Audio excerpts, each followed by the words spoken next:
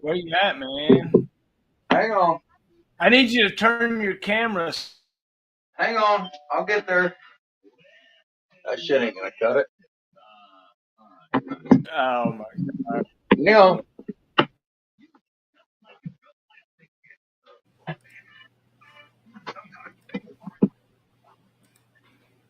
We're on Heroes Now, everybody, with Jumpmaster Joe. Are Joe you serious? Hafner.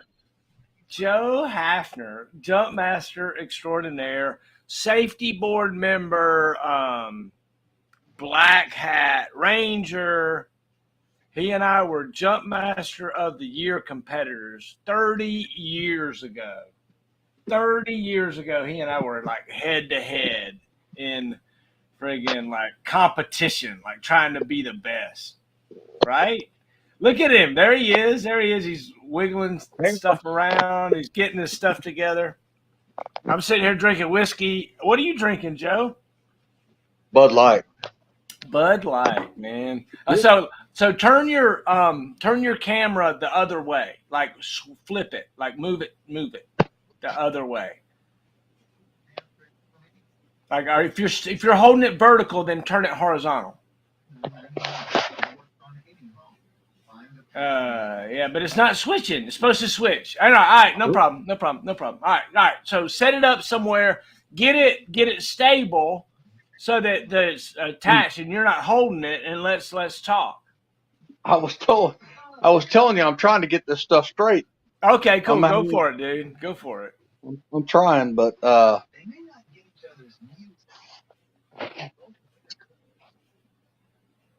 Look at you, man. Joe Hafner, Jumpmaster. I'm not, dude. I'm not trying to embarrass you, man. You are you're the studliest of all studs, man. no negative Ghost Rider, pattern full. No, dude, no need to squeal. You know the deal. Come on, man. How many times? How do I do this? Dude, just set it down somewhere. It just get somewhere and set it down so that it's showing you, and let's chat. We'll chat. Hang on. I'm here, everybody, with Joe Hafner, Sergeant First Class retired Joe Hafner, safety board member, traffic investigator, safety. Like, dude, how many accidents did you help investigate? 60. Ah, wow, dude. So, you know, you found out that jumping out of airplanes is inherently unsafe, right? No, it's not. Oh, no, never mind. I'm sorry. Excuse me. It's not unsafe. No. It's very safe. Very safe. Just don't do it. Just don't do it in the middle of the night and be too light of weight and not have your M1950 weapons case tied down appropriately. Well, apparently, you're a fitting and wearing guy, so you're using proper nomenclature, so that's a good thing. I'm trying to, man. I'm trying to. It's right. It's tough. It's tough when you think about it, right? As we were like Nazi-ish over nomenclature. So now I have to make sure that I'm thinking, is that the activating arm or the activating lever of the quick release snap, right? I'm not sure. I've been gone for a while. Right. Dude, there was a time when we were like extremists about nomenclature. Like if you didn't say the right word, you were, sorry, dude. Yeah. Even when I was at the test board, man, you know, Pete Morricon was a mentor of mine. And I'm sure the name, if you remember, Pete Morricon, he was one of the first SF Sergeant Majors. And he was at the test board. And he told me, he's like, Joe, that proper nomenclature shit ain't going to fly anymore, man. As long as you just put it in the test report, it's fine. And the fatalities, bro, crazy stuff, man. Right. We watched the MERPs come on board and all the accidental activations that happened in the aircraft. We watched the jump masters getting pulled out of the door because of the hang. Yep. We watched the improper exits from, weak exits and bouncing off the trail edge of the door, right? That was the biggest deal. If you hit the trail edge of the door, your M1950 weapons case flies up in the sky, and your static line wraps around your M1950 weapons case, and your parachute never opens. And next thing you know, you're a towed jumper. Right. Now, I will tell you about the premature activations of the reserve. I did 4. Tell me about that. I don't know if I should, if this is going to go local or, go worldwide, but. Well, I mean, look, the truth is the truth. You're not saying anything that's not classified. It's just there's dangers about jumping out of airplanes. You're correct. But they were all Jumpmaster students. That's the bad part about it. Right. So they were, the old peekaboo, cabbage patch, clitter of the rear. And, who ever thought that you would come back inside the parachute door and your ripcord grip would cause the right side of the aircraft to activate your reserve? Yep. Who'd ever thought that? And dude, let me tell you something, man. Before we get started, I love you like a brother. And we were NCO, you said something else, but we were going for the NCO of the Year board, not Jumpmaster board. Yeah, NCO of the Year, yeah. And you beat me. And I fucking hate you for that. I love you, man. Dude, I don't. No. You beat me by 2 questions, man. Anyway, long story short, let's go. So let's talk about what I beat you on. Let's talk about it straight up. It has nothing to do with the board. You killed me on the board. Here's what happened on that thing, you right? beat me on the board. No. Yeah, that's what Sergeant Major Rath said. No. Okay, so let's talk about it just for a second. I shot 39 out of 40 on the range. What'd you shoot? What'd you shoot? I don't know. I can't remember. I remember because, listen, dude, I shot 39 out of 40. Okay, CTT, how many no-goes did you get? Dude, you're talking shit I can't remember. Look. I got 0. I got 0. That's where I made up my ground. No no-goes on CTT, and I shot 39 out of 40 on the range. Okay. Had nothing to do with the board, dude. You were the dude. You were the man. As a matter of fact, when I got fired, when Sergeant Major fired me, what's his name? I can't ever think of his name. Command Sergeant Major, the coolest dude in the world. Oh, gosh. Don't say England. No, it wasn't England. It was Short, artillery guy. When he fired... Oh, shit. We used to play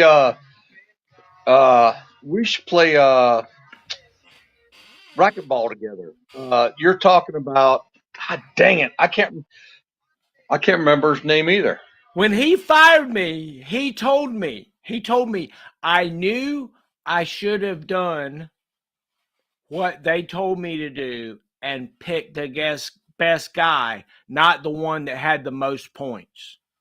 And I know what he was talking about. He's talking about you.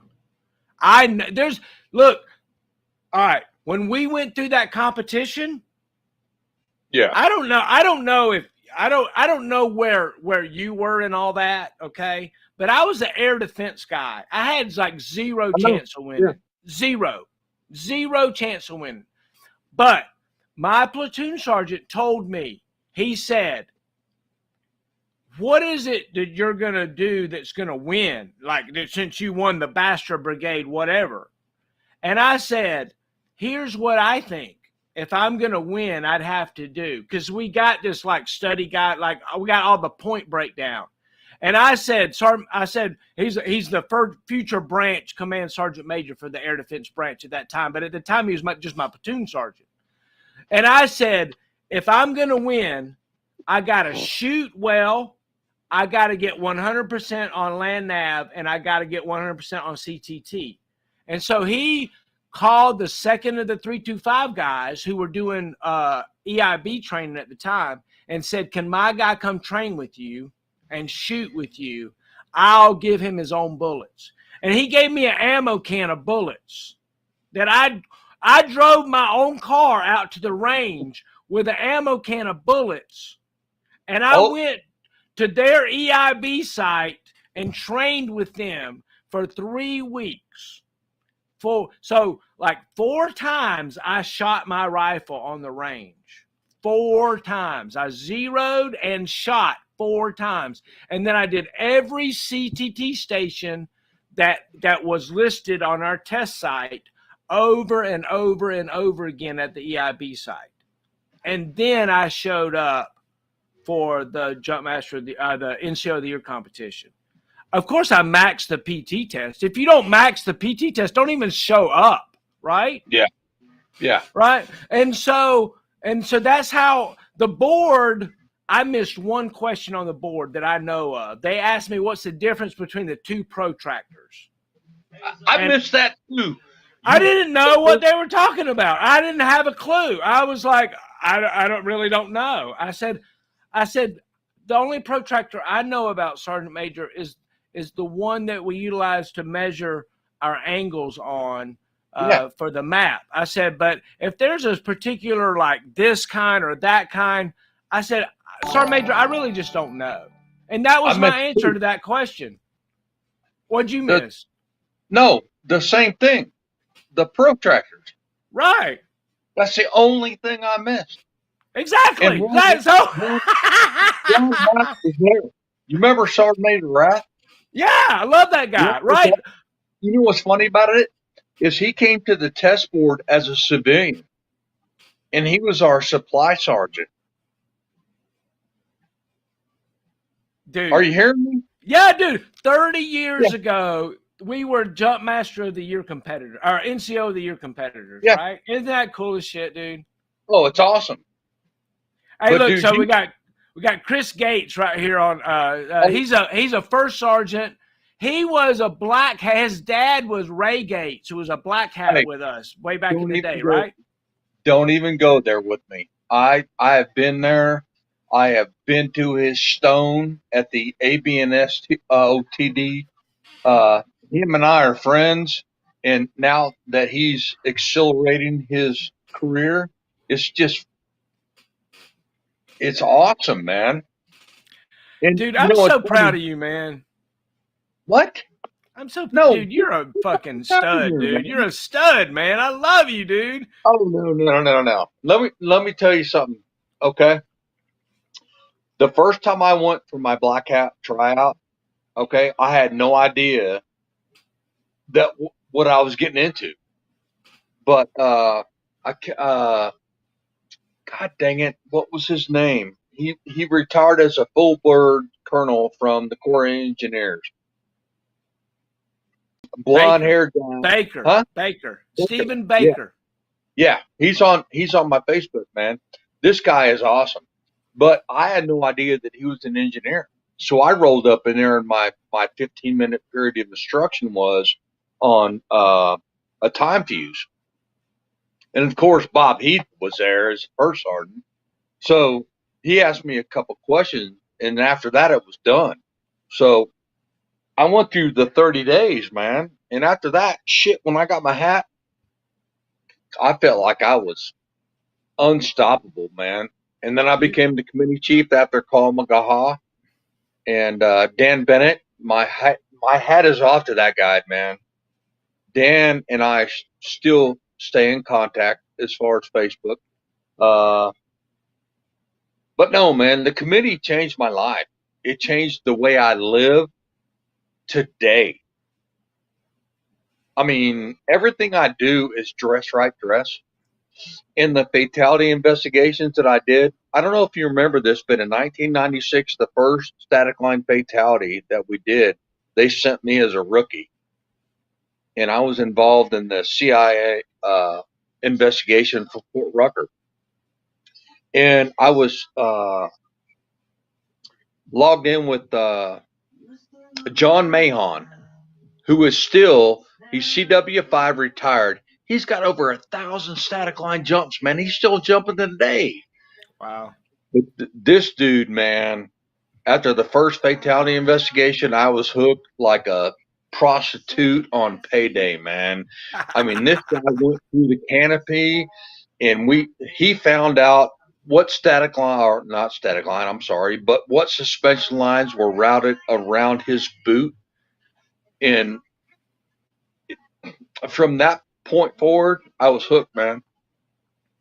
Yeah, so you had a great career in the safety industry after you retired, right?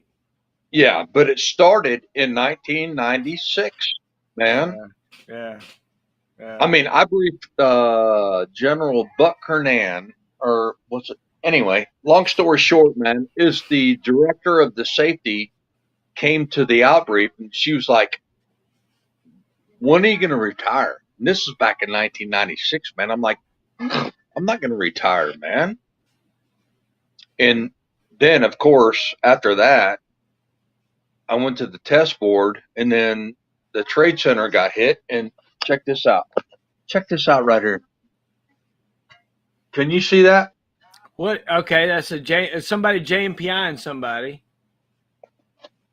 That's me, JMPIN General Dan K. McNeil as a 3-star general. That's the same morning before the World Trade Center got hit. No way, dude. Yeah. I Wow. had 19 general officers on board that aircraft, man. C-130, J-30. We were flying, and all of a sudden the loadmaster's like, "Hey, jump master, man, we got some problem going on." I'm like, "What's up?" He's like, "Put the CG on the phone." So Dan K. McNeil gets on the headset. He's like, "What's up?" So he's like, "Got it." So he looks at me. He's like, and I heard it. And I'm like, "Sir, do we need to board back to Pope?" He said, "No. Put me over the drop zone. Turn on the green light. I'll get back quicker." So, bro, I got 19 general officers on board my aircraft, man. So I'm doing my jump master shit, and I got it on video, man. You need to check this shit out. Uh, so I'm like, come back in, bam, salute him, stand by. So he exits. And when I got out of the aircraft, he was already in a Humvee going back to the Corps headquarters, man. Oh man. September 11th, you were in the air. It says right there, where were you on September 11th? Dude, that is badass. You're a hero, man. Of course. That's No, cool, man. nope, I'm not a hero, man. I'm blessed. That's all it is. Dude. So, like, where are you from? Where'd you grow up at? I'm from Tulsa, Oklahoma, small town. It is not a small town now, but it's big. Yeah, Yeah. born and raised in Tulsa, Oklahoma. Left when I was 17 and a half. Joined the service in the what they call a delayed entry program. Yeah. And I'm pretty sure I'm looking at myself right now. I'm like, dude, you look like shit. No, you look great, dude. You look awesome, man. You're awesome, man. Uh, anyway, so yeah, I joined the military. What a mistake. Not. It was the best thing I ever did, especially for the airborne. Nah, it's just unbelievable, man. People up here in the country, in the high country, man, it's just an honor to be up here. Oh, so I saw that you like sold everything off and moved up to the mountains, and you and Mama are just chilling out up there. I think that's great, Yeah. right? No, yeah, you need to come up here, man. I would love to come hang out with you, right? So, Dude, do you you can come up here remember? and we can go ahead. I'm sorry.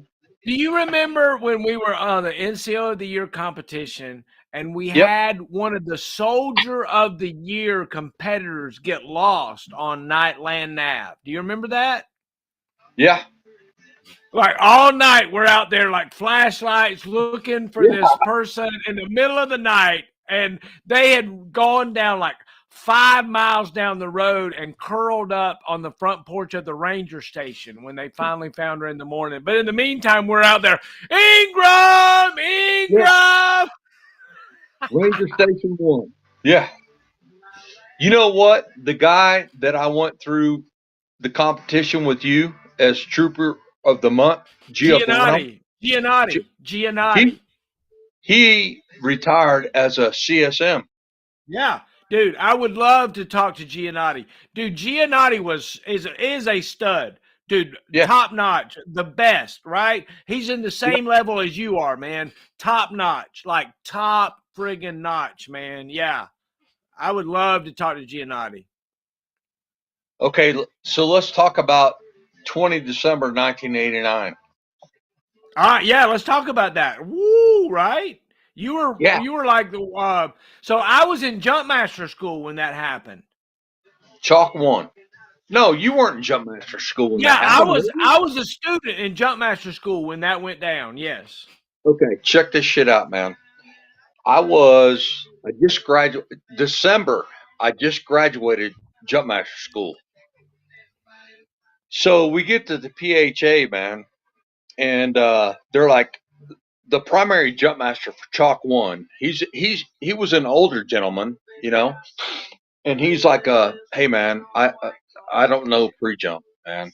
So who who who can do this? So Johnny Walker says, this guy right here, man, this dude right here, he just graduated.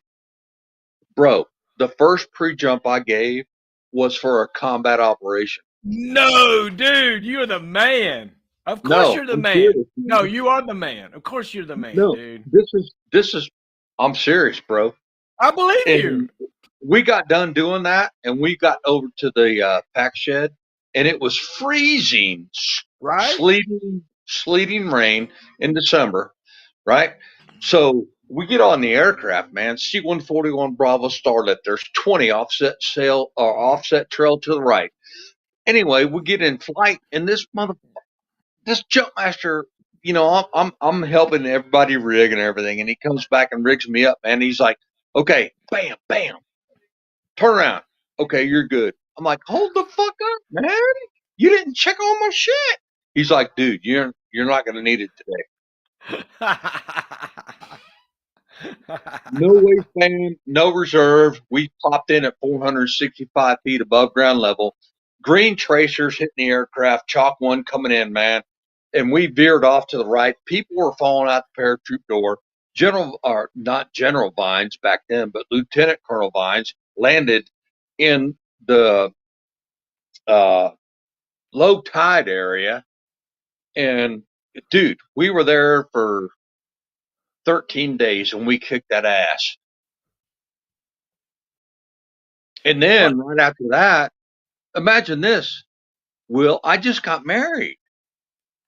Oh, Right I before didn't know that. I and didn't know then she's like, that. oh my God, where's he at? And then right after we got back from Panama, what was it, 7 months later, we get the phone call and we're in Iraq.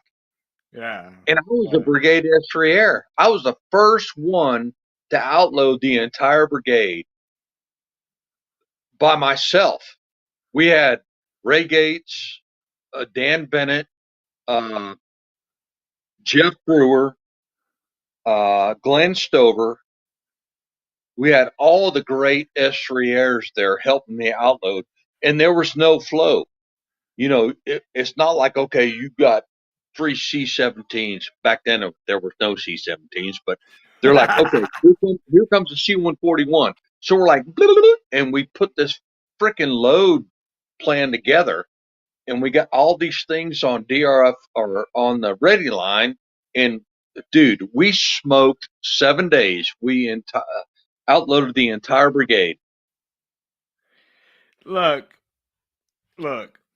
The one that I was talking to Colonel Bodine not long ago, and he said one of the cool things about the 82nd Airborne Division was that it worked like the Army wanted it to work, right? The programs and systems that were in place and tested time after time after time, right? ORS, DRF1, recall sequences, green Corvettes.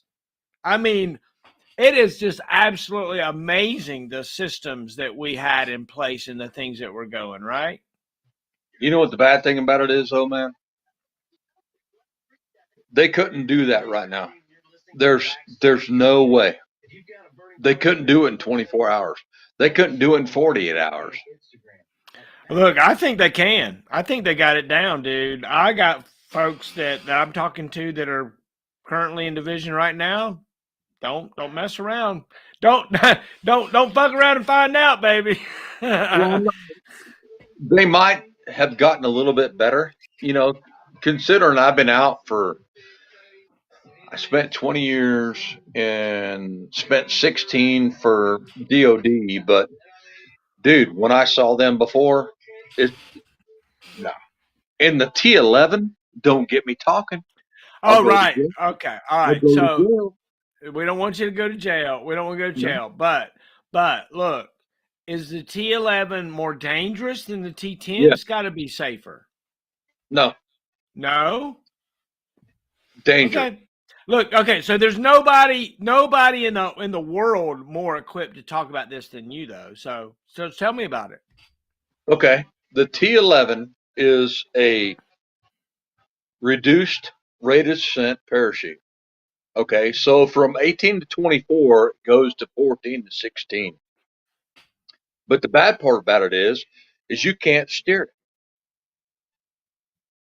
So depending on the winds and altitude, which never had a problem before, but we had, I want to say, 4 or 5 fatalities with the T11 after I retired. And they called me, and I'm like, nope, I ain't gonna do nothing with it. And one was at Virginia at Fort Lee. Young kid, man, going through rigger school. Or yeah, and they didn't turn off the power lines, and he survived the jump and survived getting hung up in the wires. But anyway, the T11 is a bad thing. No more, no more mass tax like in Panama. You're talking 2,300 paratroopers in the air at one time. Right. With the T11, negative Ghost Rider, not going to happen. You can drift if you're the lightest person, you're going to drift off the drop zone, man. Oh wow. So what you're saying is by reducing the rate of descent, what you're doing is reducing the ability to steer away from an obstacle like another jumper, and Yep, also you're just hanging up in the air for such a longer time that you're more of a either a target or you're going to drift off the drop zone. yep. And Okay. also that the T11, like I said, you have to pull almost your whole body weight to slip that thing. Right. But damn, what was the point I was trying to make? It'll come to me in a minute. So tell me about jumping out of the airplane in Panama. Right, you jumped. You were on the first aircraft, and you jumped out of that aircraft. Is that correct? Yeah, Chalk And so, one, 23rd jumper, right parachute door. General Johnson was on the right parachute door as the first jumper. We had 20 C-141 Bravo starlifters offset trail to the right. We're coming in. We start receiving small arms fire just coming off the beach, coming into the Omar Trios. So the aircraft starts shaking a little bit, and we start dumping guys. But bad part about it is, I don't know if General Johnson's still alive, but dude, he burnt like 20 seconds to green light, man. He was waiting on the assembly area. So once he exited, I was 23rd jumper. When I exited, I landed 4 kilometers off the drop zone. Here, look.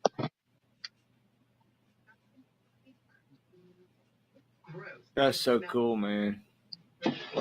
So when I didn't even have a chance to lower my equipment, man. 465 feet is way lower than 800 feet.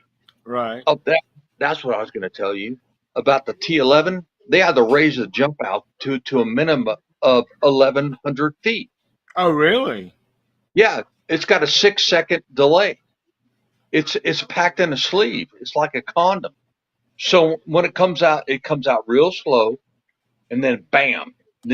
Then you have this slider that comes down. I was the first non-rigger to jump this thing in Yuma, Arizona in 2001, maybe. Oh wow. Yeah, I jumped it at 2,000 feet. I was in the air for almost 2 minutes and 37 seconds on camera. That's a long time, dude. 1,700 square foot of canopy. Anyway, back to Panama. So we're jumping into there, and I'm the third person to get to the assembly area. We jumped to 02. I get there right before sunup because I landed 4 kilometers away from the drop zone. Oh wow. And it's funny that we're talking because I ended up with a freaking FA guy. He was a private. He's like, he was scared as shit, man. So was I. But I was like, hold up. So we start moving slowly across, through this thick jungle area. Get up to the flight line, and we see this dude laying on the flight line. It looks like his parachute didn't open, but it was an American. He was a PDF guy that the Ranger Battalion got to before us. So there's shells laying around him. They smoked this guy. And this guy, the young guy from FA, he was like, oh my God. I said, just continue following me. So we got to the assembly area on the original drop zone, and we were the third person there. Only 9 aircraft out of the first 20 dropped. Oh wow. Because that's where LGOPs came from. Not now, but way, way, way, way back when in World War II, LGOPs, man. Yeah, little groups of paratroopers. We picked each other up and we fucking moved out to our assembly area, and then we had 20 UH-60 Blackhawks coming in the following morning to pick us up. And the op order stated that if you landed within 400 meters of the drop zone, you had to bag and run. Other than that, it was just pop canopy and run. Yeah. So 20 UH-60s came in the following morning, and we had a couple of ZSUs coming in. So aircraft took care of that. But you could just see the canopies blowing up throughout the entire jungle where dudes landed. And so we flew into Cimarron Barracks. We got there, and we were shooting mortars from the hip, man. One of my mortar guys, he was just like 60. And we got into the barracks, and the daggum dining facility was still cooking chow, but there was nobody there. And of course, you know the story, but Lieutenant Colonel at that time, John R. Barnes, man, he's the one that got Noriega. So tell me the story from your perspective. Oh, dude, John R. Barnes. If I was gay, I would crawl through a mile of broken glass, just suck his door through a screen door window, man. The dude is a fucking maniac. I love you, man. So tell me about it. No, he got this one Panamanian, man, him and Sergeant Major Duke, and they beat this guy to live in hell.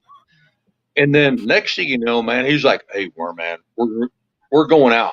So they left in a Humvee. And regardless of what the news says, he didn't get taken out on a black UH-60. He got taken out on a Humvee because General Vines got his ass. Really? Oh, yeah. And the people know to you. Yeah. Oh, yeah. Look, dude, I believe it. If you're saying it, I believe it totally. So tell me more. I was there. So we only spent 13 days there, man. I mean, it was some scary shit. I'm telling you.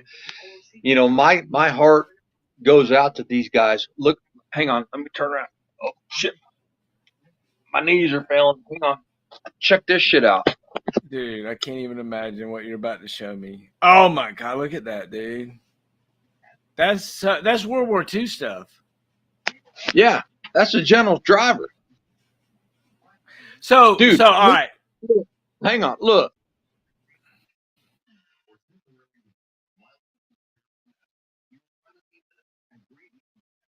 I am blessed to be alive.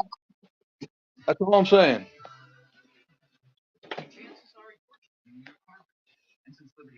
Oh, hang on. At what? So tell me a time that you moved your selector lever from safe to semi. Tell me about a time that you did that. It was never on safe. Oh, come on, bullshit, dude. No. You're not.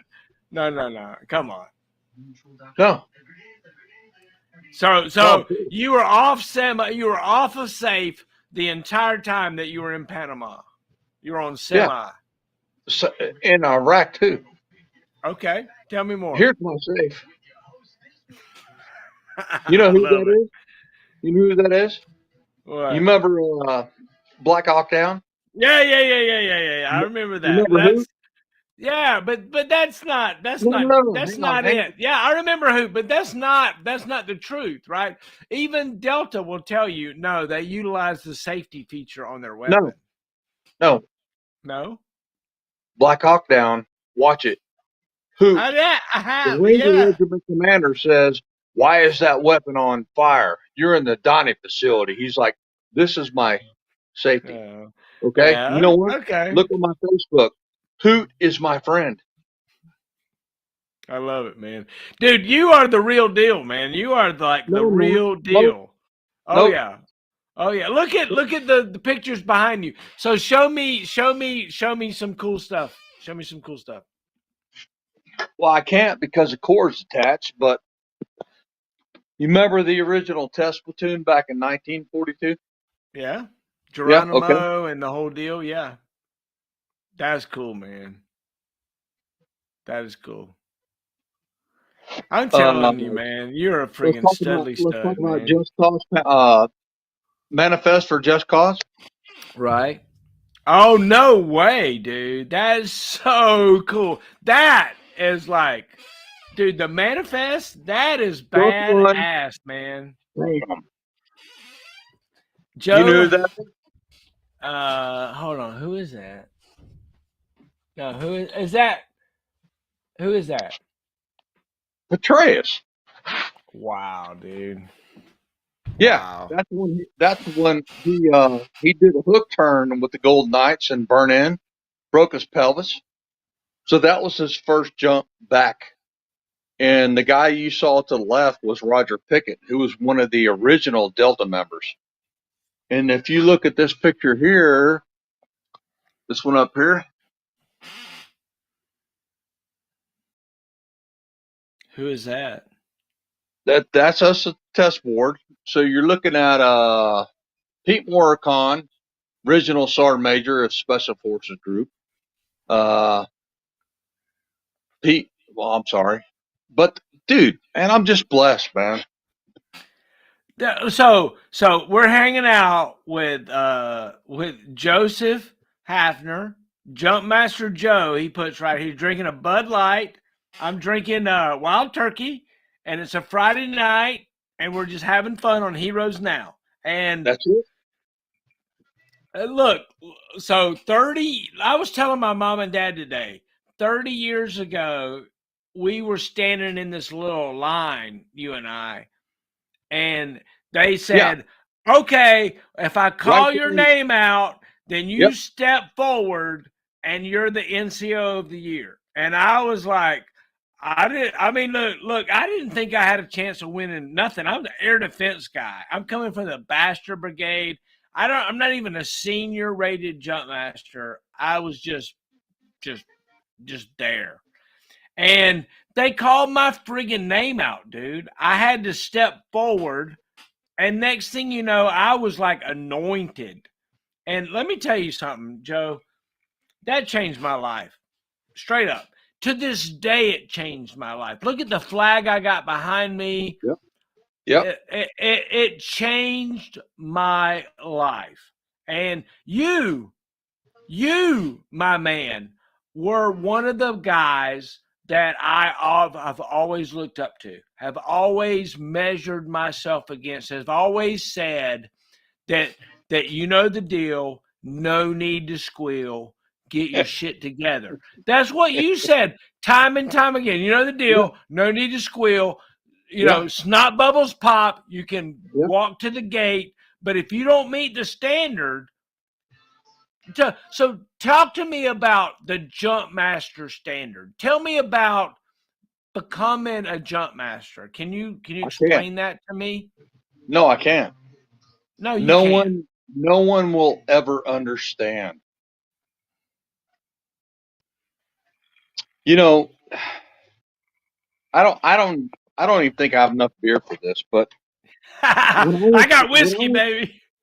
when I went through jump master school, it was at the old school, man, down at Pope before the crash. Okay. Right? Yeah, me too. You know, there's a guy on my Facebook page. His name is Hammond. Gary Hammond. He was the jump master. It was like the senior when I was the guy. Yep, he was the first sergeant. Okay. Right. Yeah, me too. So what I went through in December of '89, I we were went through in December of '89. Do you remember that? I must have been in the class behind you. I was in class 4-90. I can't remember. Hang on. I I was got it. in Hang on. 4-90. Must have been in the class Whoa, right whoa, behind you. whoa. Hang on. No, that's Master Jump Master. Hang on. Yeah. I Anyway, created the long story master. short, Me and Dan Bennett created the Master Jump Master program. That was and cool that as was an shit, awesome right? program. Yeah, right.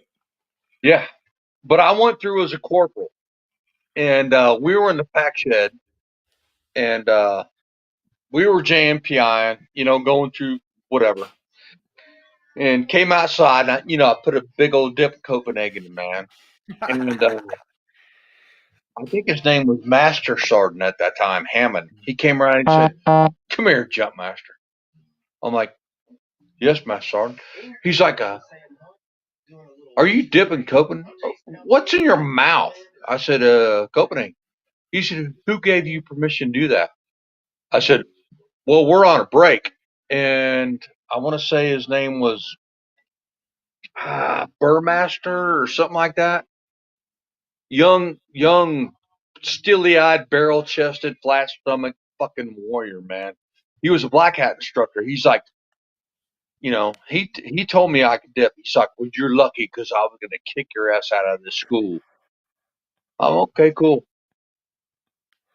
So we go through JMPI, and I got a first time go.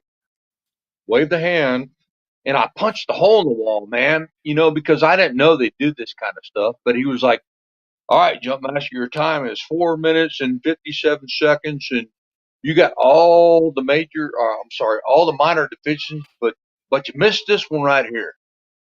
And he pulled out like the DA form 3912 Armed Purchase Law record or whatever. And dude, when he pulled that out, I put a hole through the wall in ADAC, man. And it was just like, he's like, "What the fuck, man? What are you doing? You're a go. Stop messing around." I'm like, "Okay, cool." So I ran out of there and went back and told my company about it. But dude, when I became a hat, that changed my entire life. Hey, so a couple things I want to talk about. One, becoming a jump master. Big deal. Oh, Huge. Becoming a hat? What? That's yeah. like crazy. But then after that, becoming a test jumper at the ABNSOTD, these people looked at me like, "Oh, you ain't gonna come up here and tell us how to run shit." I'm like, "Negative, Ghost Rider. This is how you're gonna do it." So they were threatened because I held them to the standards that were never held to before. We're talking riggers that, you know, they don't, they're not part of the line. I'm not saying that. I love riggers. I'm utmost respect. They pack. They do well. But when I got to the test board, they were like, "Who is this guy? This guy's a fucking dick, man." And I told them about, ripcord, grip awareness, and all the jump masters had to go through jump master refresher training. But the funny thing about it is the commander that came on board, not the commander, but the commandant, we had a really good relationship, man. So from there, I went to free fall school, and then from free fall school, I went to free fall jump master school, and so I did so many fatality investigations from there. Active duty, I went from static line to free fall to military free fall jump master, and then when I got out, I did nothing but POV fatalities with guys who come back from Iraq or Afghanistan, and that killed my heart, man. I bet it. I bet it. Hey, Stephen Archer, thanks for hanging out with us.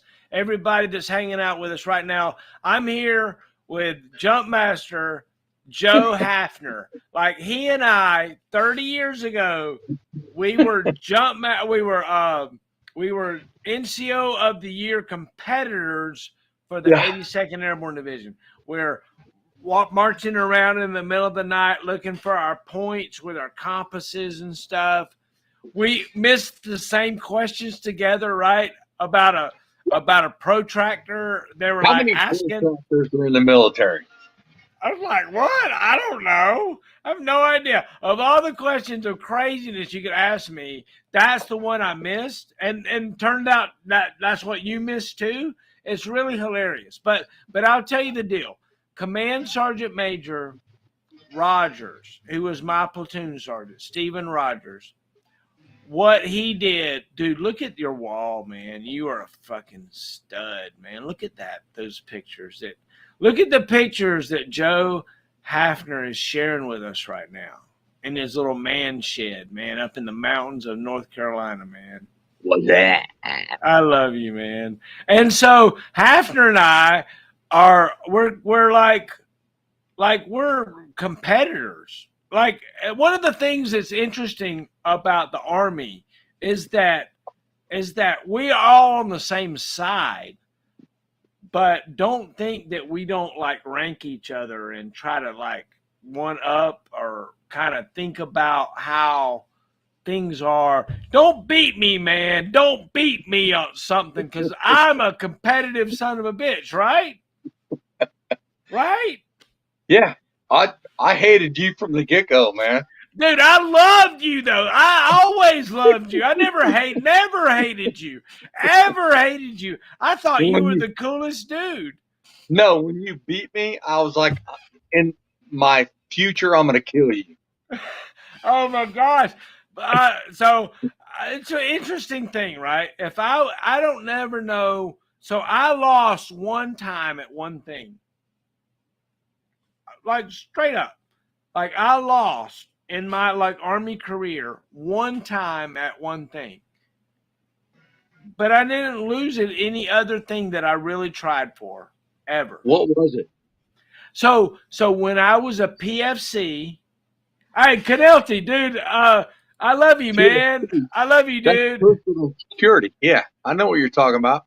But let me. So I was a PFC. And I went to the Group 7 Soldier of the Quarter board, and I lost. Like, the guy told me that I was too cocky, and I learned a little bit. But that's the only thing that in my career that I really ever thought about that I lost. When I walked out of that board, they were like, you answered all the questions, but you were too cocky. And I was like, that caused me to be lost. That's why I lost, because I was too good or too cocky. Okay. And once that happened, I never lost anything else in the Army. I won the leadership award at the First Sergeant's course. I was the Distinguished Honor Graduate for PLDC, BNOC, ANOC, First Sergeant's, everything. I was always the top guy. Because they told you from the get-go what the standard was. You always knew what the standard was. And so if I know what the standard is, I mean, I win. If I know, then I'm going to be the best. And that's kind of the way I live my whole life, and the way I live it now. Although I don't find myself in a lot of competitions, right? I own a washer dry repair business, and I'm very well respected in my area, and if you were to say who's the best washer dry repair business in my area, it's very clear who it is. I have like over 55-star Google ratings, and if you want to talk about a drain pump or a timer or anything about a washer dryer, I'm your guy. But I'm way more than that. I'm way more than a washer dryer repair, man. I'm a friggin' jump master. I'm an airborne soldier. I'm a competitor and lover of friggin' Joe Hafner, right? You have always been and will be my mentor. No, no, you, dude. No, no, No, you're no, the no need to squeal. Dude, I love you, man. I dude, love I was you, dude. petrified going through turd training, man. You know, for those people out there that don't know what turd training is, Tell us about that. Tell us about that.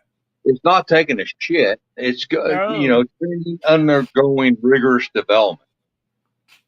And when I was going through that, man, just like you said earlier, man, I tried to be my best. I tried to remember everything, but some of them questions, some of the people that were involved in the training, the one I will not mention that I do not care for, uh, put a lot of stress on me. But that just made me a better person. And once I became the committee chief, and I was able to train people like Joe Montana. I got a picture right over here. You No can't see way, it, but dude. I will show you. But I told him when he came through MWR and he came out he was getting ready to go out the towers, and I told him, I said, "Look, sir, if you don't keep your chin on your chest, you gonna get fucked up." He's like, "Yeah." Dude was huge, man.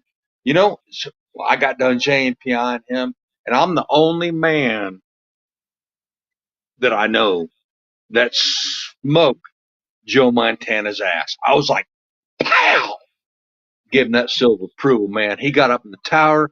He exited the tower. He had the old black hat community bell helmet on. Shit came off his head. He split his ear behind the back 4 inches deep. I told him, Joe, you didn't listen to me, man. So they had to stick him up, man. And then he No read this way. little thing, go Army, beat Navy, kind of MWR shit. But like I said, man, standards are standards. And if you don't listen, you know, all these parachute malfunctions and fatalities, both military, free fall, they're all 90% human error. And I hate Oh to yeah. say that. Yeah, it's I true. mean, It's true. Very look, true. look, Very true. look. You and I both have jumped multiple times. Okay. Have we ever broken a leg? No. Have we ever had spinal injuries? Have we ever been unconscious? I have. But it's all about the proper parachute landing ball. No matter. I don't care if you jumped out of an aircraft that was dead and you fall out from 1,000 feet, dude. If you have your feet and knees together, chin on chest, man, you're going to survive. You're going to get up and walk away and be like, bam. Dude, I just talked to Sergeant Major Rucker the other night, who got wrapped up upside down. He landed head, back, butt, feet. Like landed upside down. It was really interesting.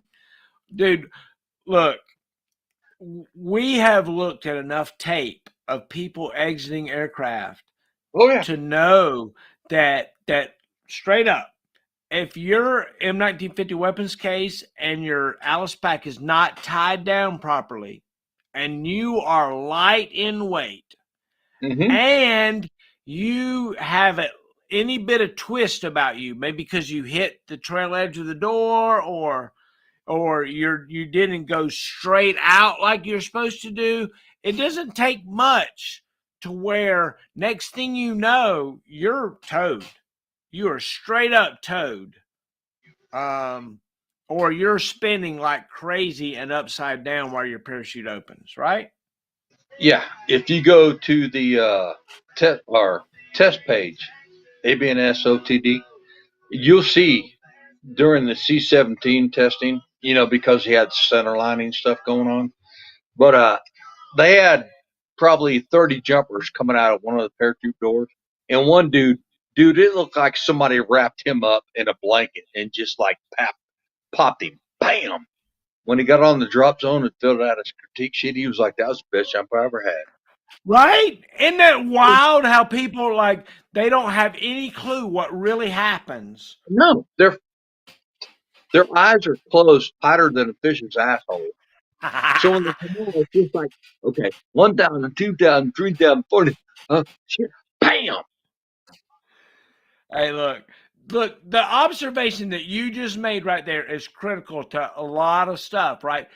The soldier does not know what really happens, and they No, don't really care as long as they safely reach the ground. bro, the first fatality I did in 1996 was a young specialist from 18th Airborne Corps. They were flying Sicily backwards, which is Gila, Gila. and he was one of the final. They had it was a big drop, man. It was large package week or whatever they call it now. I don't know, but he came out of the aircraft, man, and he had a weak exit. His parachute, after all the investigation was concluded, that's the first one I was on, but parachute harness missized, not caught by the jump masters. His Alice pack was not enough weight. Both of his attaching straps were not secured. So when he came out of the aircraft, he got in a head down attitude, and the suspension lines got wrapped underneath his Alice pack to include his M40 protective mask. Oh, wow. Were connected. So he just basically burned in, and he bounced 4 times. And Ouch. oh yeah, dude, I can tell you all kinds of good, bad stuff. But my, the point I'm trying to make is if he realized the fact that 1,000, 2,000, 3,000, 4, I don't feel nothing. He didn't even attempt to activate his reserve. Right, And right, I've right, done right. 3 of these. I mean, we're talking static line, okay? Now let's go to military free fall. In Yuma, Arizona, they got the school of the special ops guys, right? Okay, been there, done that, got the T-shirt, and I respect those guys. But when you walk into the rigging facility, you have these flags, these huge memorial flags about the instructors and students that have burned in, Right. and it's all human error. Dude, I've never broken a bone. I've never sprung an ankle. I've never, nothing through all my jumps, both static line and free fall in combat. I've never, ever had a problem because I understand the basics: balls of feet, calf, thigh, buttocks, push muscle. Hey, look, that's a lot of. So I'm in the same way. Now, I can't disparage my brothers and sisters who have got Oh, injured on jumps, right? I can't. But yeah. but I have not been injured on a jump. I haven't. I have not ever been. Um, look, okay. I will say this.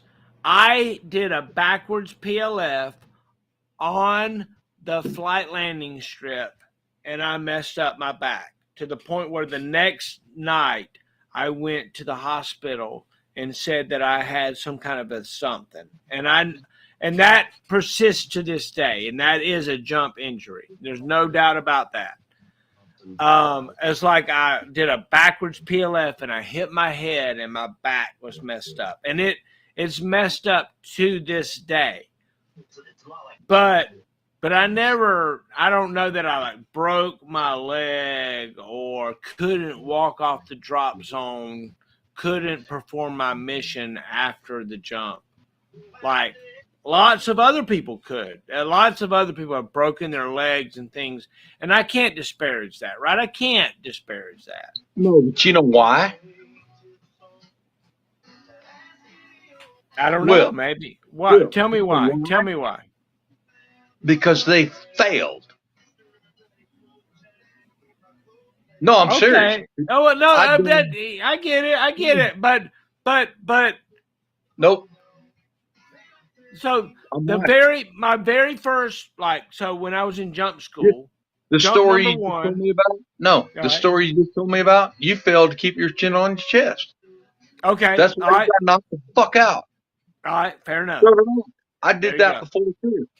Okay.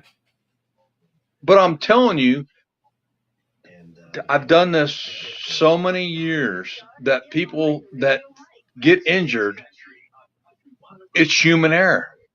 It's written in the book. 38510. It'll tell you. It's all caused from human error. Amen. I get So, it. I totally get it. Good point. and I'm not trying to make it mad, and I'm not trying to make the crowd mad. Whoever's watching this, I don't care. We But I'm have telling you this, thousands of visitors, by the way, that are watching us. I will tell you this for a fact.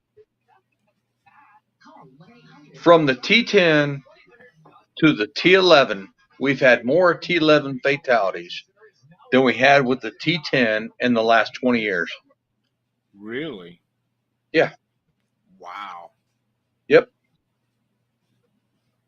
There's So no way that they could ever do another mass attack on a small drop zone like Panama.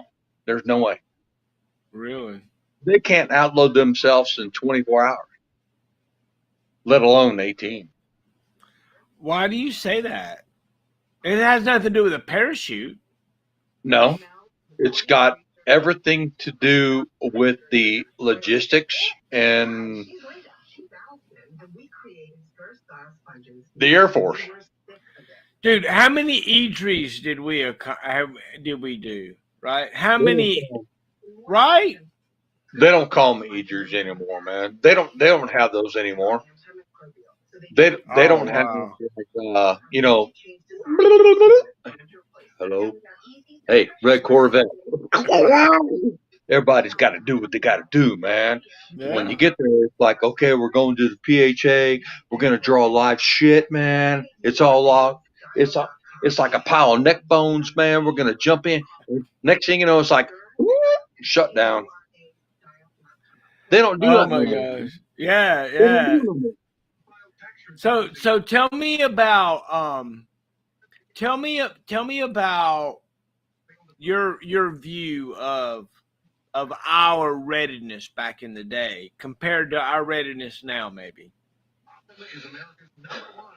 Well, considering I was part of it back in the day, but I can tell you right now, it'll take at least 24 to 48 hours to get a battalion out of folk. That's with the DRB and, the top 10 PVL and, you got the prime movers and all that stuff because I know this shit because I outloaded the entire brigade during desert. But no, can't do it. Ain't going to happen. Wow. And it's not because of us, it's because of the military and the aircraft involvement and everything else. So tell me what caused you to message me this evening and this afternoon. I'm so honored, dude. I love you, dude. I'm sorry? So what caused you to message me this afternoon and this evening, man? I I don't know. love you so much, man. I don't know. I went through and just saw this thing that popped up, and I was like, man, this guy's doing wonders for people, man. He's doing wonders for veterans. He's making them feel alive again. And even though I hated you, I've already said this Why too, did that you hate me, man? I don't get why you know, you wanted to hate me, man. I I love just you. we were competitors, man. And you were the deputy chief when I went through training. So, as a matter of fact, if you looked up, I already saw your thing with Dan Bennett, but Right? Yeah. what was his name? The captain that was there. Because now it's a major position. Oh, really? Yeah, yeah. Oh, I The didn't know captain, that. So engineer Captain Baker Baker. was there. Yeah, Yeah, Stephen yeah, Baker, yeah. Big guy, man. He retires colonel. Colonel. Yeah.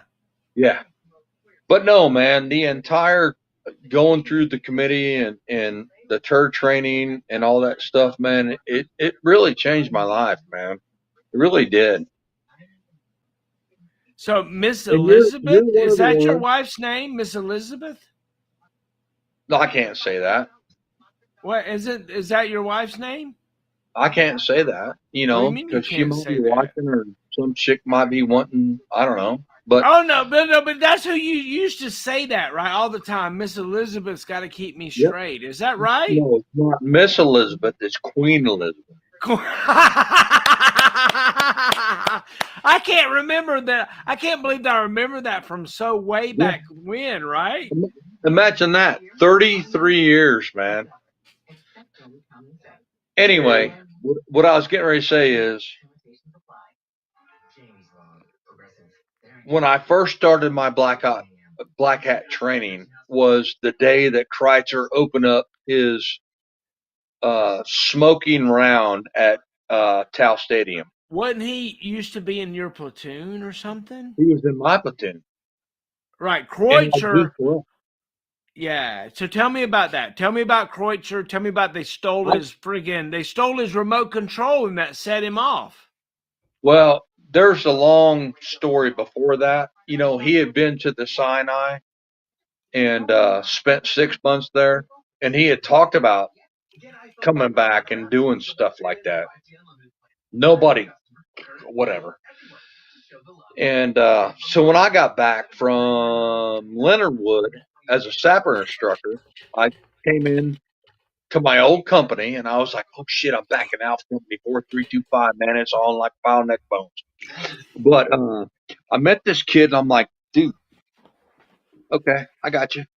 But the whole chain of command, they were discarded with a black UH-60, man.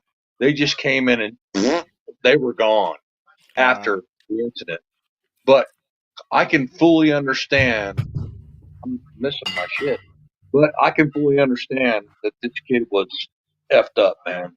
Right, right. And the bad He's part about it is the formation was supposed to face that way, but it turned around, and so he shot the S3, not Scroggins.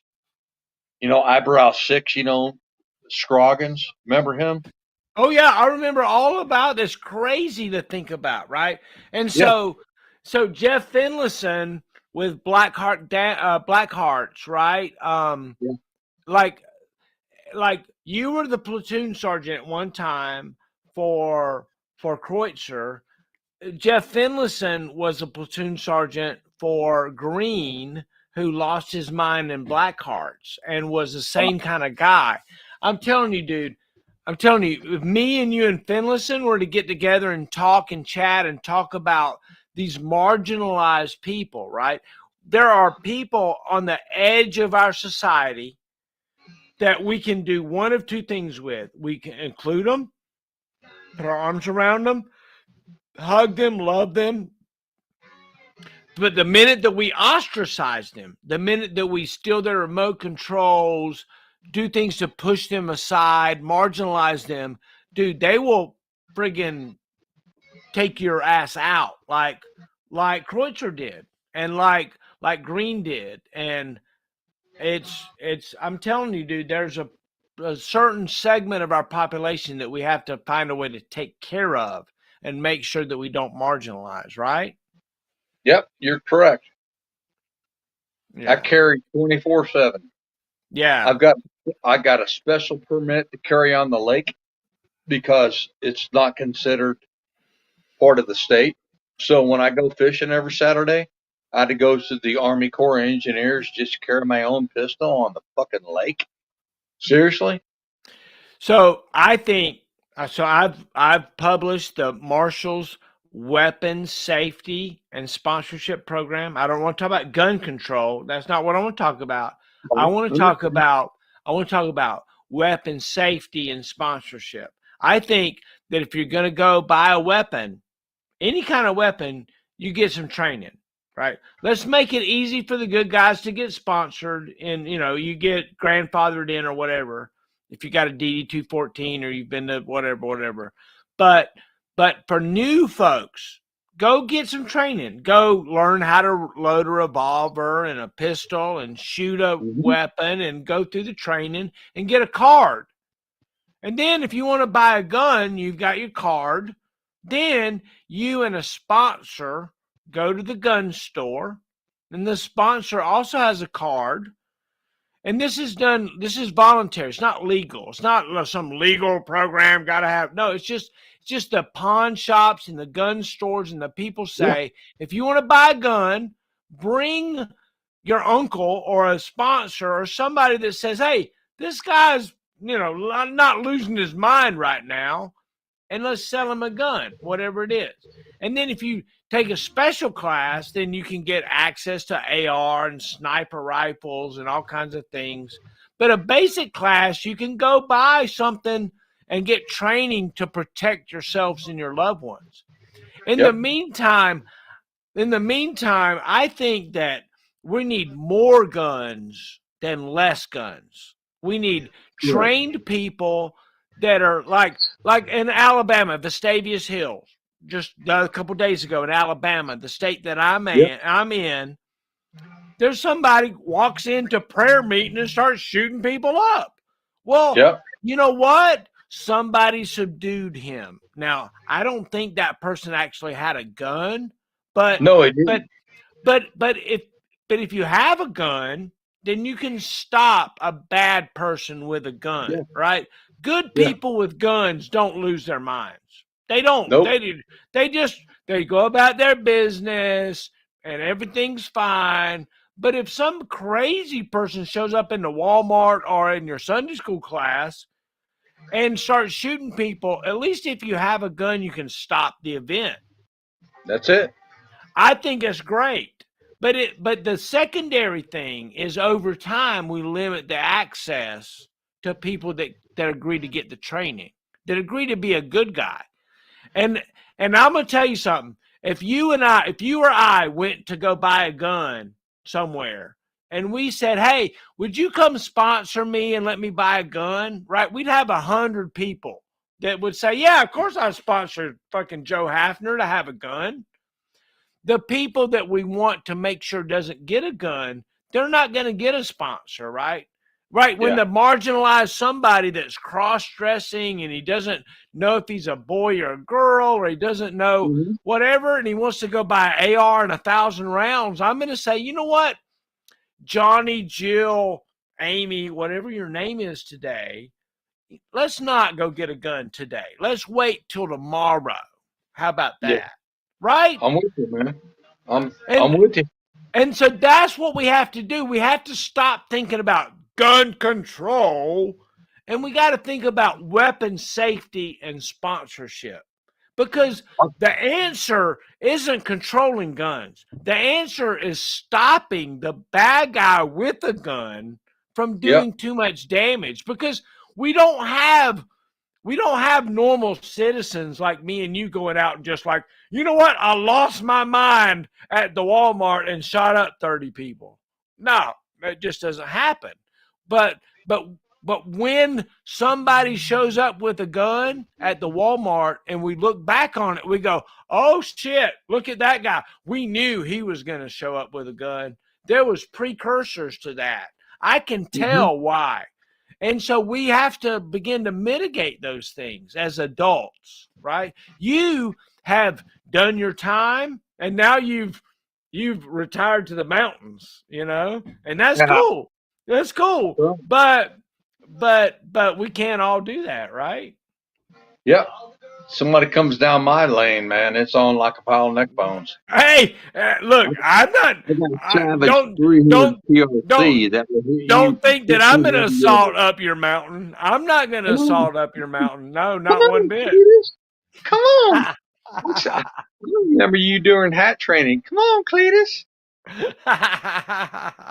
Oh my gosh, right?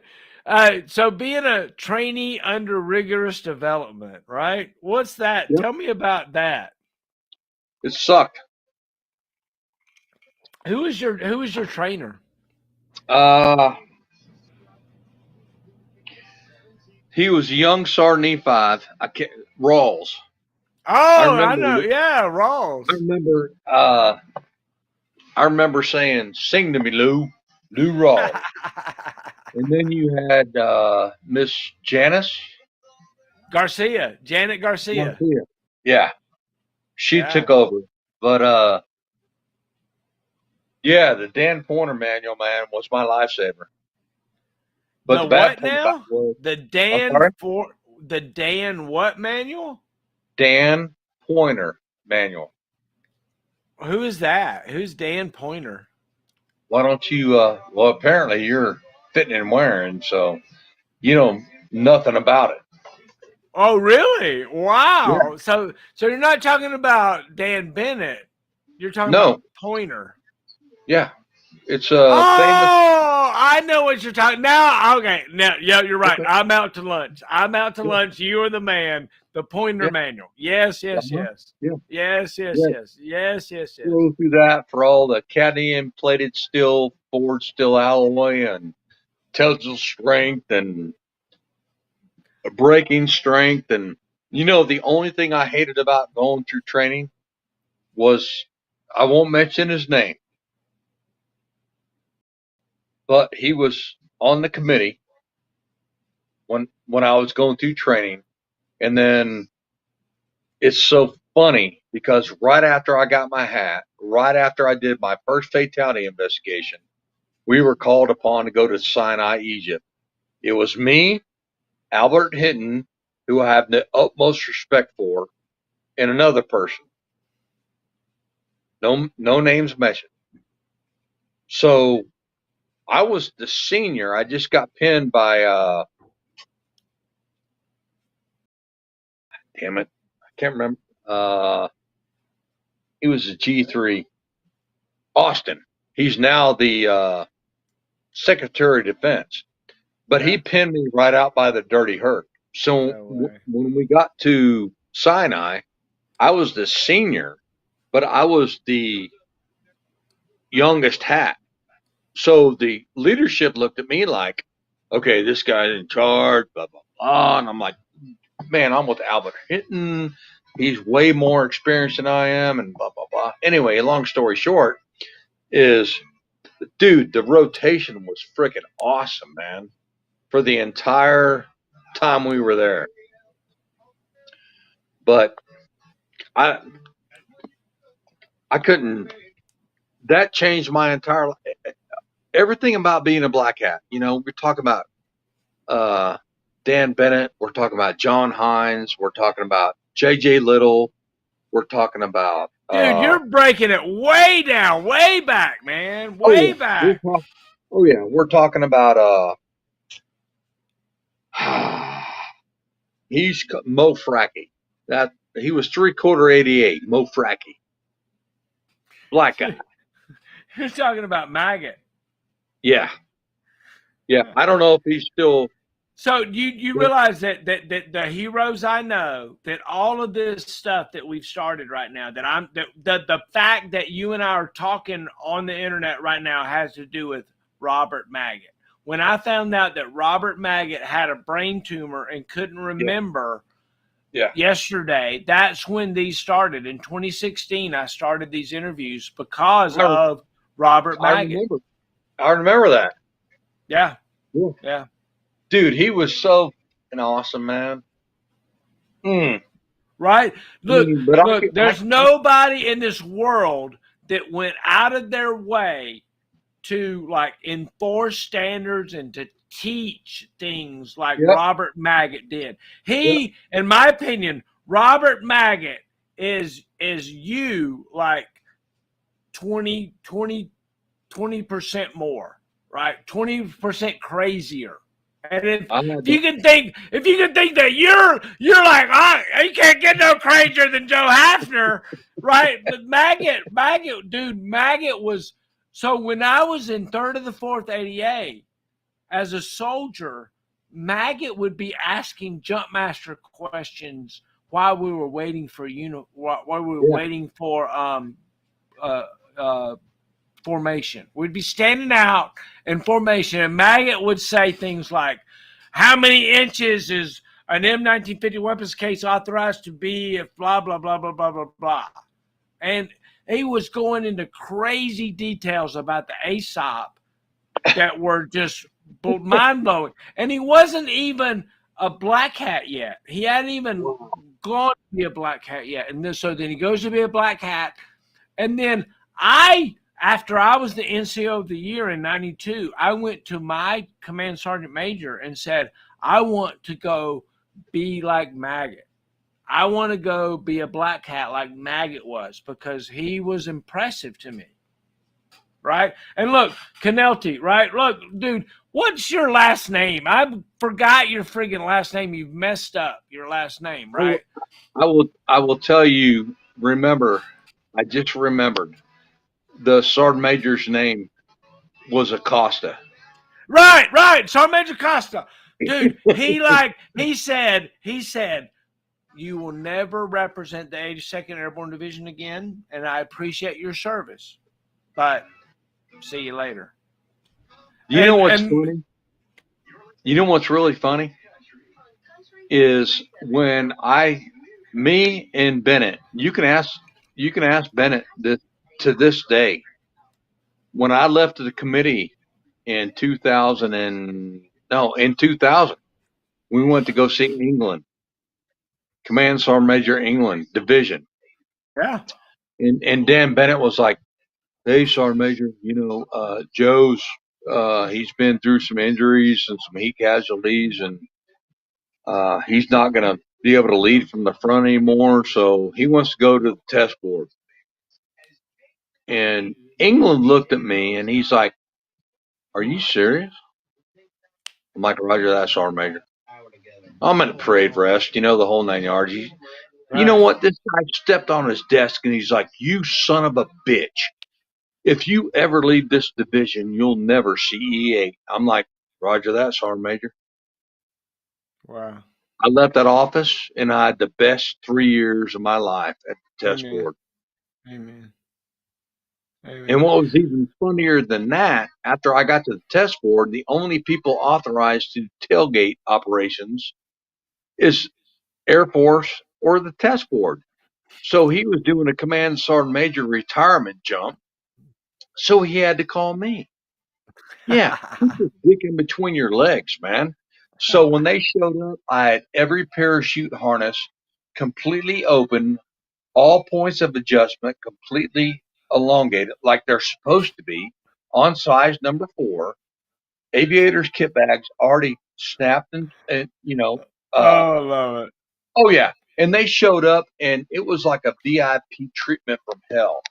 And I will tell you this for a fact: the second jumper out of my number 1 aircraft, since I was a static jump master on the ramp of the C-130, was Sergeant Major. Come on, Airborne, you motherfucker, Airborne. You know what I'm talking about? I made the Tharp. I'm not going to mention that name. He closed his eyes at the hinge plate of the ramp and sat down. No, come on now. Yeah. So I put my miniature 11-inch foot all the way up the back of that pack tray into his ass, and he scooted off that ramp. But they got VIP treatment from hell, man. Oh, I bet, Luke. I bet. Just goes to show you, man. You're going to treat me like that, and then you're going to ask me for something. So anyway, long story short, that's what it is, man. That's crazy, dude. That's crazy. So we've been hanging out on a Friday night. Yeah. Joe Hafner and I've been drinking whiskey, in my former Force.com cup, and you've been drinking Bud Lights. Down in Bud Light, yeah. I love it. So tell me about Private Hafner. Were you a good private? Yeah, I served on the color guard in the 25th for 4 years. I bet. I did race and visit. I was the right guard on Reagan's visit. So yeah, I mean, dude, when I joined the military, man, I left 17, man. I was gone. And when I joined the military after jumping out of planes, I was a virgin until I jumped out of planes. No. Let me tell you something. When you were 13 years old, you were no longer a virgin. You were the sexiest son of a Nope. brick. I know that you had women chasing you down to have No. sex with you. No. Dude, you were a No. stud, man. Nope. I had 3 scholarships after I joined the military for a delayed entry program Right. for the 1 meter springboard. I won the state championship, man. Oh, you were So a diver? yeah, I was like the fucking heat, man. I But bet you were, dude. There's no doubt you were the heat. No doubt. no, I only weighed 120 pounds back then, man. Oh, dude, man. But I joined the military and, I got back from jump school and I linked up with one of my Marine buddies, man. And I'm like, yo, Rob, you know what's funny? I jumped out of airplanes already, but I never had sex. He's like, hang on. He's like, hey, girl, I got this guy, man. He's like an army guy. He just jumped out of airplanes. Can you hook this guy up? He's a virgin. After that, I was like, barrel, barrel. Bow, bow, Yep. bow, wow. Oh my gosh, that is so funny. But So, then I met this young lady here, and I've been married to her for 33 years. So Miss Elizabeth, Lady Elizabeth, Queen Elizabeth, like back in the day, you used to call her Miss Elizabeth. Miss Elizabeth, now she's Queen Elizabeth. Yep, Right. you're So correct. I mean, come on. I remember that, right? From 30 years ago, I Yep, remember you you're talking right. about Yeah, Miss Elizabeth. That's yeah, dude, that right? Come on. Come on. yeah, That's iconic. yeah. That's iconic. One of the things that look, you and I are connected very closely Mm-hmm. because of our competition together, right? Yeah. I remember looking around and going, that sumbitch smart right there. That guy right there is smart. I know, dude. And you have the same feeling that I had, right? Because we're not simpletons, you and I. Yeah. Right? We don't miss things that happen around That's right. us. Nope. We are in tune with the world. And I will tell you that I have so much respect for you that it requires years of separation before I can even tell you about it, right? Right? Because otherwise it's like Remember Hankins? Remember Hankins that couldn't even pass the pretest for so many years? Right? Hankins? Yeah. Right? I love that guy, but he was like he was many times a protagonist in a lot of things that we were all doing. And he tried to fail me from getting my hat. oh, well, dude, he couldn't pass the pretest. Hankins couldn't pass the pretest for 3 times. I graded him. I remember he had that impetigo or had some kind of something. So it wasn't like he wasn't recognizable. I didn't know who he was. Yeah. Anyway, I love Hankins. I love you, but let me tell you something straight up. You are a fucking stud. You are a leader. You and Giannotti showed up in my life wearing the same little beret things, and y'all were like paired off, and I was like, those guys right there. And I'm gonna tell you what, if I hadn't have shot 39 out of 40 and I hadn't have gotten CTT 100%, we both missed the same stupid question about some friggin' compass or whatever it was. Dude, crazy. Because the rest of the shit was easy. Look, it wasn't that hard. Because they told us before, they told me, I don't know if they told you, but they told me every question will be out of this book. And it was a camouflage study guide. They said, no, every question. I'm thinking about that shit. Right. No. We studied that like crazy, right? Yeah. Yeah. Let me tell you this real quick, okay? Before I go back in the house. I love you like a brother. Right? And I love all the other people that have instilled so much confidence in my life.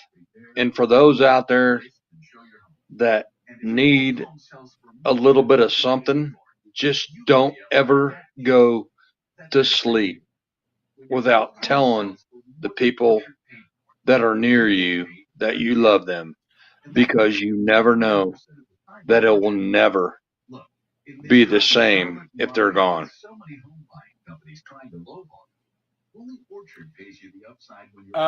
Joseph Hafner, I love you.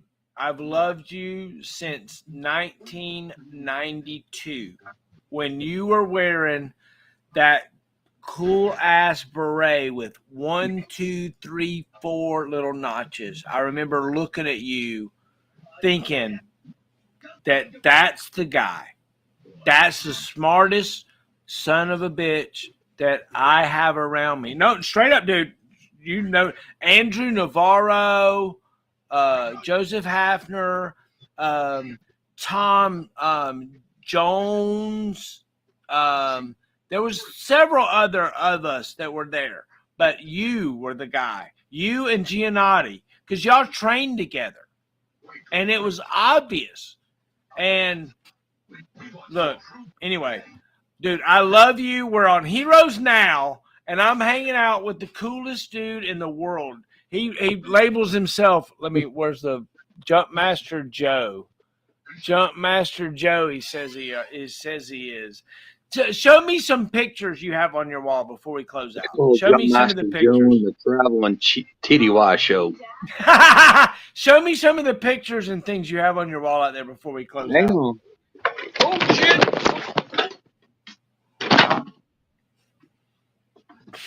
I love it, man.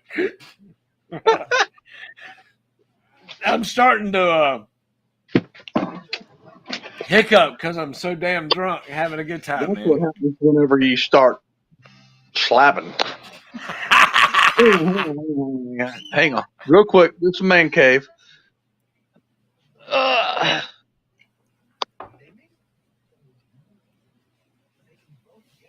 My gosh, dude, look at that.